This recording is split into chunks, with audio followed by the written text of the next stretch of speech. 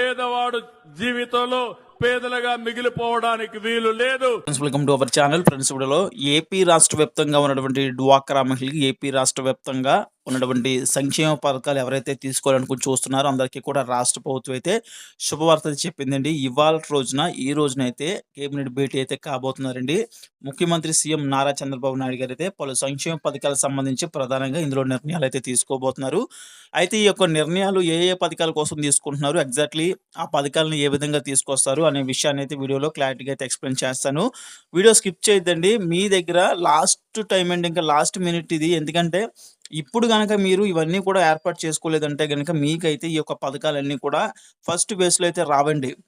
మళ్ళీ సెకండ్ ఫేజ్‌లోకి వెళ్ళిపోవడం, లేదంటే గనక సెకండ్ టైమ్ ఎప్పుడిస్తే అప్పుడు తీసుకోవడం, ఆ విధంగా అయితే మీరైతే నడుచుకోవాల్సయితే ఉంటుంది. కాబట్టి ఇప్పుడు ప్రెజెంట్ మీకు మీ దగ్గర ఖచ్చితంగా ఈ డాక్యుమెంట్స్ అయితే అప్లై చేసుకోవడానికైతే కావాలి. ఈ విధంగా మీరెళ్లి అప్లై చేసుకోవాల్సయితే ఉంటుంది. ఇలా చేస్తేనే మీకైతే డబ్బులైతే వస్తాయండి. రాష్ట్ర ప్రభుత్వం డ్వాక్రా మహిళలకు సంబంధించి, అదేవిధంగా మహిళలకు సంబంధించి రాష్ట్రంలో ఉన్నటువంటి ప్రజలందరికీ కూడా ఈ పథకాలన్నీ కూడా రాష్ట్ర ప్రభుత్వం ఇప్పటి నుంచి అయితే స్టార్ట్ చేస్తుందండి. అందులో ప్రధానంగా చూస్తే కనుక 12వ తేదీ నుంచే కొత్త పెన్షన్‌లనైతే ఇస్తా ఉన్నారు. ఏ పెన్షన్‌లంటే 89,000 పెన్షన్‌లు ఏవైతే ఉన్నాయో, ఆ యొక్క పెన్షన్‌లన్నీ కూడా మంజూరు చేస్తామని చెప్పారు. అంటే స్పౌస్ పెన్షన్స్ అండి. భర్త చనిపోయిన తర్వాత భార్యకి ట్రాన్స్‌ఫర్ చేసే పెన్షన్స్ ఇవన్నీ కూడా ఆ యొక్క పెన్షన్‌లన్నీ కూడా ట్రాన్స్‌ఫర్ చేస్తున్నారు. దాని తర్వాత రైతులు ఎవరైతే ఉంటారో రైతులకు సంబంధించి అన్నదాత సుఖీభవ పథకం ద్వారా ఒక ఇన్‌స్టాల్‌మెంట్ అయితే డబ్బులైతే రిలీజ్ చేయబోతున్నారండి రైతులందరికీ సంబంధించి. ఎందుకంటే రాష్ట్ర ప్రభుత్వం 14,000 అయితే రైతులకు సంబంధించి అయితే ఇస్తుందండి. కేంద్ర ప్రభుత్వం 6,000 ఇస్తుంది. 2 కలుపుకుంటే గనుక 20,000 అయితే వీరికైతే బెనిఫిట్ అయితే ఉంటుంది. సో, ఈ రకంగా 14,000ని డివైడ్ చేసుకుంటే ఒక ఇన్‌స్టాల్‌మెంట్‌లో అయితే ఇస్తారండి. సో, 6,000 ఇవ్వచ్చు, లేదంటే గనక 5,000 ఇవ్వచ్చు. సో, డిపెండ్స్ ఆన్ వారు ఎంతైతే ఫిక్స్ చేసేస్తారో తెలీదు వేసినంత వరకుని. కానీ 14,000 అనేది 3 ఇన్‌స్టాల్‌మెంట్‌లో అయితే వేయడం అయితే జరుగుతదండి. సో, ఫస్ట్ ఇన్‌స్టాల్‌మెంట్‌లో అయితే ఆల్రెడీ ఏసేస్తున్నారండి. ఇక రైతులు ఎవరైతే ఉన్నారో రైతులకు కూడా ఈ సంవత్సరం సంబంధించి ఎవరైతే అప్లై చేసుకొని ఉంటారో, ఎలిజిబిలిటీ అయి ఉంటారో రైతులు, అందరికీ కూడా డబ్బులైతే పడతాయండి. సో, తప్పకుండా కూడా వారైతే థంబ్ అనేది కంప్లీట్ చేసుకోండి. ఈకేవైసీ అనేది కంప్లీట్ చేసుకోండి. ఈకేవైసీ అనేది చాలా ఇంపార్టెంటు. ఇక దీని తర్వాత చూసుకుంటే గనుక తల్లికి వందనం పథకాన్ని అయితే రాష్ట్ర ప్రభుత్వం తీసుకొస్తుంది. దీనికి సంబంధించి ఏ విధంగా డబ్బులివ్వాలి, ఏ విధంగా అని చెప్పేసి ఆలోచిస్తున్నారు. మార్గదర్శకాలన్నీ కూడా సేమ్ మనం ఏదైతే చెప్పుకుంటున్నామో అయ్యే మార్గదర్శకాలన్నీ కూడా పాటించబోతున్నారండి. ఎందుకంటే ఇవే మార్గదర్శకాలు ఆల్రెడీ గత ప్రభుత్వం పాటించింది. సో, ఇంకా మనకి టైట్ చేసేస్తే గనక చాలామంది లబ్ధిదారులు కోల్పోతారు. కాబట్టి సేమ్ ఏదైతే మనం ఇప్పటిదాకా వస్తున్నాం వీడియోలో. సో, అవైతే మాక్సిమం అయితే అవే పాటించడానికైతే రెడీగా అయితే ఉన్నారండి.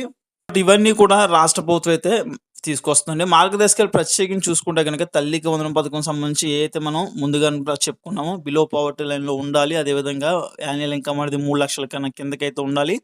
4 వీలర్ వెహికల్ అనేది ఉండకూడదు. అదేవిధంగా ఔట్‌సోర్సింగ్ ఎంప్లాయీస్ ఎవరైతే ఉన్నారో వారికైతే సంక్షేమ పథకాలు వస్తాయి. ఇక దీని తర్వాత వ్యవసాయ భూమి ఉంటే గనక మాగాని అయితే గనక 2.5 ఎకరాలు, మెట్ట అయితే గనక 5 ఎకరాలు ఉండాలి. ఒకవేళ 2 రకాల భూములు కలిపి ఉంటే గనక 5 ఎకరాల లోపు ఉండాలి. సో, ఇవైతే ఇప్పటిదాకా మనం చెప్పుకుంటూ అయితే ఉన్నామండి. ఇక అదేవిధంగా కరెంట్ బిల్లు యూసేజ్ కూడా 300 యూనిట్లు దాటేసి మీరు ప్రతి నెల వాడుతున్నారనుకోండి, రాష్ట్ర ప్రభుత్వం కూడా యావరేజ్ తీసుకుంటదండి. యావరేజ్ తీసుకుందనుకోండి, ఆ యావరేజ్‌లో ఎక్కువ గనుక వస్తే గనుక, ఫర్ ఎగ్జాంపుల్ 300 యూనిట్లు దాటేసి వస్తే గనుక అప్పుడు మీకు సంక్షేమ పథకాలైతే రావండి, గుర్తుపెట్టుకోండి. సో, ఈ రకంగా ఏంటంటే మార్గదర్శకాలన్నీ కూడా రాష్ట్ర ప్రభుత్వం తీసుకొస్తుందండి. పక్కాగా అయితే ఇవన్నీ కూడా చూస్తారండి. బ్యాక్‌గ్రౌండ్‌లో వెరిఫికేషన్ అయితే జరుగుతది. సో, అప్పుడు మీకు ఈ యొక్క తల్లికి వందనం పథకం ద్వారా డబ్బులు వెయ్యాలా లేదా అని చెప్పేసి రాష్ట్ర ప్రభుత్వం ఆలోచించి డబ్బులైతే వేయడం అయితే జరుగుతదండి. ఇక ఈ యొక్క తల్లికి వందనం పథకం సంబంధించి స్కూల్స్‌లో చూసుకుంటే గనుక 75% అటెండెన్స్ అయితే కాలిక్యులేట్ చేస్తారండి విద్యార్థికి సంబంధించి. దీనివల్ల గవర్నమెంట్ స్కూల్స్ ఏవైతే ఉన్నాయో దానికి అటెండెన్స్ శాతం అయితే పెరుగుతది. అదేవిధంగా ప్రైవేట్ స్కూల్స్, ఇక గవర్నమెంట్ స్కూల్స్, అన్ని స్కూల్స్‌కి కూడా ఈ యొక్క పథకాన్ని అయితే వర్తింప చేస్తున్నారు. కాబట్టి ఈ యొక్క తల్లికి వందనం పథకం డబ్బులు పొందాలంటే గనక సో, కంపల్సరీ ఈ రూల్స్ అన్ని పాటించాలి. దీంతో పాటే మీ దగ్గర పెట్టుకోవాల్సిన డాక్యుమెంట్స్ ఏంటంటే, సో, ఎవరైతే అప్లై చేస్తున్నారో విద్యార్థికి సంబంధించి ఆధార్ కార్డ్ అనేది ప్రాపర్‌గా ఉండాలి. అదేవిధంగా వారికి సంబంధించి caste, income, date of birth certificate అయితే ఉండాలండి. సో, బాలాధార కలిగి ఉన్న పిల్లలు ఎవరైతే ఉన్నారో వారందరికీ మినహాయింపండి. So, caste, income, date of birth certificate ఉండాలని చెప్తున్నాను. ఎందుకంటే సో, అడిగితే గనక మేబీ ఒకవేళ గనక అడిగితే గనక, అంతేగాని ప్రతి ఒక్కరికి ఇవ్వాలని అయితే ఇక్కడ రూల్ లేదండి. ఫర్ ఎగ్జాంపుల్ 10థ్ ఆ పైన inter first year, second year కూడా అప్లై చేసుకున్న వాళ్ళు ఉంటారండి. వారికైతే అవసరం అవుతదండి. కాబట్టి సో, 10థ్ ఈలో ఎవరైతే చదువుతుంటారో స్కూల్స్‌కెళ్ళే పిల్లలు వారికైతే అవసరం లేదండి. ఎందుకంటే వారికి మెయిన్‌గా రేషన్ కార్డ్ అయితే తీసుకుంటారు. దీని తర్వాత తల్లిదండ్రుల యొక్క క్యాస్ట్ ఇన్‌కమ్ తీసుకుంటారు. వారి యొక్క ఆధార్ కార్డ్స్ అయితే తీసుకుంటారు. వారి ప్రూఫ్స్ అనేది ప్రధానంగా తీసుకుంటారు కాబట్టి, ఈ రకంగా కొన్ని రూల్స్ అయితే మారతాయండి. కొన్ని మీరు ఇచ్చేటువంటి డాక్యుమెంట్స్ ఏవైతే ఉన్నాయో సో, బాలాధార్ కలిగి ఉన్న పిల్లలకి ఒకలాగా, సో, నార్మల్ ఆధార్ కలిగి ఉన్న పిల్లలకి ఒకలాగా తీసుకోవడం జరుగుతదండి. అందుకే మీకు అన్నీ కూడా ప్రాపర్‌గా పెట్టుకున్నారనుకోండి ఏ ప్రాబ్లమ్ కూడా ఉండదు. సో, దాని తర్వాత అది తీసుకురండి, ఇది తీసుకురండి అంటే అప్పటికప్పుడు మీరు తీసుకురాలేరు కాబట్టి, ఇవన్నీ కూడా మీరు ముందుగానే ఏర్పాటు చేసుకొని అయితే పెట్టుకుంటే మంచిది.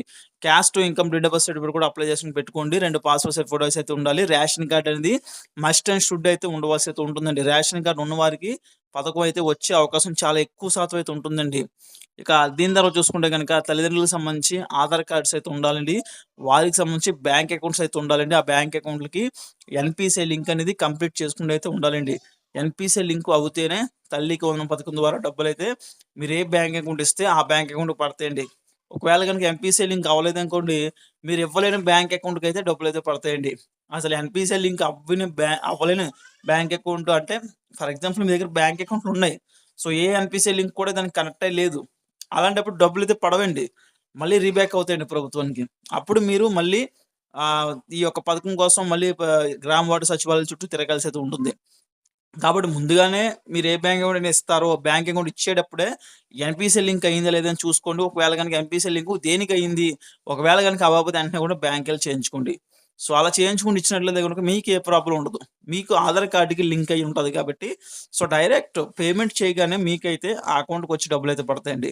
ఎన్‌పీసీఐ లింక్ అనేది మస్ట్ అండ్ షుడ్‌గా అయితే ఉండాలని గుర్తుపెట్టుకోండి.